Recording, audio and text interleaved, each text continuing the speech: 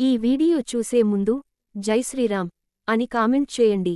చైత్ర మాసంలోని 9వ రోజున శుక్ల పక్షం పవిత్ర దినాలలో ఒకటిగా పరిగణించబడుతుంది.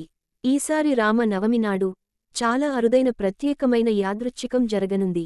ఈ సంవత్సరం వచ్చే రామనవమి చాలా పవిత్రమైనది. ఈ ఏడాది ఏప్రిల్ 17న బుధవారం శ్రీరామ నవమి వచ్చింది. శ్రీరామ నవమి అంటే శ్రీరాముడు జన్మదినం మాత్రమే కాదు, సీతారాముల కళ్యాణం జరిగిన రోజు, అలాగే రామయ్య రాజుగా పట్టాభిషేకం అయిన రోజు. వాల్మీకి రామాయణం ప్రకారం శ్రీరాముడు కర్కాటక రాశిలో మధ్యాహ్నం 12 గంటలకు జన్మించాడు. కాబట్టి శ్రీరామ నవమి రోజున మధ్యాహ్నం సమయంలో అభిజిత్ ముహూర్తంలో మాత్రమే ఇంట్లో పూజ చేసుకోవాలి. ఈ రోజున రాముల వారికి చేసే పూజ మధ్యాహ్నం 12 గంటలకు ప్రారంభించాలి. ఎందుకంటే భద్రాచలంలో సీతారాముల కళ్యాణం కూడా మధ్యాహ్నం 12 గంటల నుండి ప్రారంభం అవుతుంది. కాబట్టి ఈ శుభ సమయంలో మాత్రమే ఇంట్లో పూజ ప్రారంభిస్తే మంచిది. ఉదయం తిథి ప్రకారం పూజ చేసుకోవటానికి శుభముహూర్తం కేవలం 2 గంటల 35 నిమిషాలు మాత్రమే ఉంది. ఉదయం 11 గంటల నుంచి మధ్యాహ్నం 1:30 మధ్యలోనే పూజా కార్యక్రమాలు నిర్వహించుకోవాలి. శ్రీరామ నవమి రోజున ఉదయం స్నానం చేసిన తర్వాత ఒక రాగి చెంబు నిండా నీళ్లు పోసి సూర్య భగవానుడికి అర్ఘ్యం సమర్పించండి. సూర్యుడి దర్శనం చేసుకున్న తర్వాత మీ పూజ గదిని అలంకరించి కలశాన్ని ప్రతిష్ఠించండి. అయితే ఏప్రిల్ 17వ తేదీన అనగా బుధవారం రోజున భద్రాచలంలో సీతారాములవారి కళ్యాణం మధ్యాహ్నం 12 గంటల నుండి ప్రారంభమవుతుంది. కాబట్టి పండుగ రోజున ఉదయం మీ ఇంటిని శుభ్రం చేసుకుని ఇల్లంతా పసుపు నీళ్లు చల్లుకొని ఇంటిల్లిపాదిరి మీ ఇంటి దగ్గరలో ఉన్న రామాలయానికి వెళ్లి దేవుడిని దర్శించుకోవాలి. ఆలయానికి వెళ్లి ఇంటికి వచ్చిన తర్వాత మీ ఇంట్లో పూజ ప్రారంభించాలి. సీతారాముల వారి పటానికి గంధం రాసి కుంకుమ బొట్లు పెట్టాలి. తర్వాత రాముల వారి పటాన్ని చామంతి పూలతో కాని ఎర్ర గులాబీలతో కాని అలంకరించాలి. రాములవారికి చామంతి పూలన్నా గులాబీ పూలన్నా చాలా ఇష్టమట. మీ దగ్గర ముత్యాల దండలు ఉంటే వాటితో రాములవారి చిత్రపటాన్ని అందంగా అలంకరించండి. లేదా మీ ఇంట్లో ఉన్న ఏవైనా నగలతోనైనా రాములవారి పటాన్ని అలంకరించండి. ఇలా సీతారాముల పటాన్ని అలంకరించిన తర్వాత ఒక 11 తమలపాకులు తీసుకుని ఒక్కో ఆకుపైన గంధంతో శ్రీరామ అని రాసి రాములవారి ఫోటో ముందు ఉంచండి. అలాగే మీ ఇంట్లో అయోధ్య అక్షింతలు ఉంటే ఆ అక్షితలను కూడా సీతారాముల వారి పటం ముందు ఉంచి పూజ చేయండి. శ్రీరామ నవమి పండుగ రోజున పూజ చేసేటప్పుడు ఆవు నెయ్యితో దీపం వెలిగిస్తే మంచిది. ఈ రోజున చేసే పూజలో దేవునికి నైవేద్యంగా వడపప్పు పానకం సమర్పించండి. చివరగా 108 సార్లు శ్రీరామ అని జపించండి. ఆ తర్వాత హారతిని ఇవ్వండి. పూజ చేసిన తర్వాత పూజ గదిలో ఉన్న అక్షింతలను ఇంట్లో ఉన్న ప్రతి ఒక్కరూ తమ తలపైన వేసుకోవాలి. చివరగా పూజ పూర్తయిన తర్వాత రాములవారికి మీ కోరికలను చెప్పుకుని దేవునికి నమస్కరించి 5 ప్రదక్షిణలు చేయండి.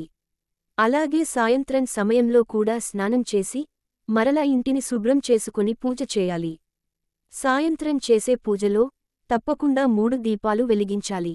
ఈ దీపాలు ఎలా వెలిగించాలంటే ముందుగా ఒక దీపాన్ని మీ పూజ గదిలో ఉన్న రాములవారి ఫోటో ముందు వెలిగించండి. అలాగే మీ ఇంటి మీ గుమ్మం ముందు 2 దీపాలు వెలిగించాలి. ఇలా మొత్తం 3 దీపాలు వెలిగించాలి. ఈ దీపాలనే రామజ్యోతులు అని అంటారు. ఈ 3 దీపాలలో మొదటి దీపం శ్రీరాములవారికి, రెండవ దీపం తన ధర్మపత్ని అయిన సీతమ్మ తల్లికి, అలాగే 3వ దీపం రాములవారి వీరభక్తుడైన ఆంజనేయ స్వామికి అంకితం చేయాలి.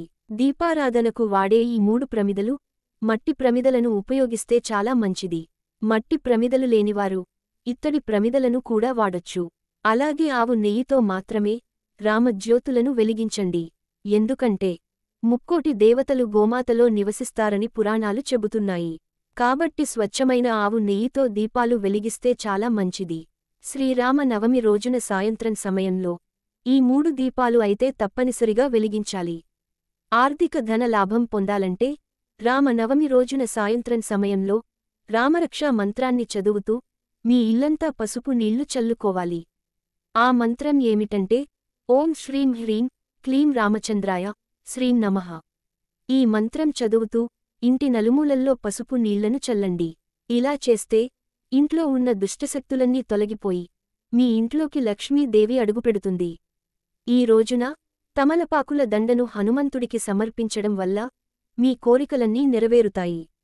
శ్రీరామనవమి రోజున రామాయణాన్ని చదవడం లేదా రామాయణాన్ని వినడం వల్ల కోటి జన్మల పుణ్యప్రాప్తి లభిస్తుంది. నవమి రోజున పూజ చేసేటప్పుడు ఒక ఎరుపు రంగు వస్త్రం తీసుకొని ఆ వస్త్రంలో 5 లవంగాలు ఉంచి మూటగట్టి ఆ మూటను పూజ గదిలో ఉంచి పూజ చేయండి. పూజ పూర్తయిన తర్వాత ఆ లవంగాల మూటకి కర్పూర హారతి ఇచ్చి ధూపం వేసి ఆ మూటను మీ బీరువాలో పెట్టుకోండి. ఇలా చేస్తే మీ భర్త ఆదాయం బాగా పెరుగుతుంది. శ్రీరామ నవమి రోజున శ్రీరామ అని 3 సార్లు జపం చేస్తే విష్ణు సహస్రనామం చేసినంత పుణ్యఫలితం లభిస్తుందట. శ్రీరామనామం జపించడం కాని శ్రీరామకోటిని రాయడం కాని చేస్తే ఎన్నో శుభాలు కలుగుతాయి. చాలామంది పూజ చేసేటప్పుడు అగ్గిపుల్లతో దీపాన్ని వెలిగిస్తారు.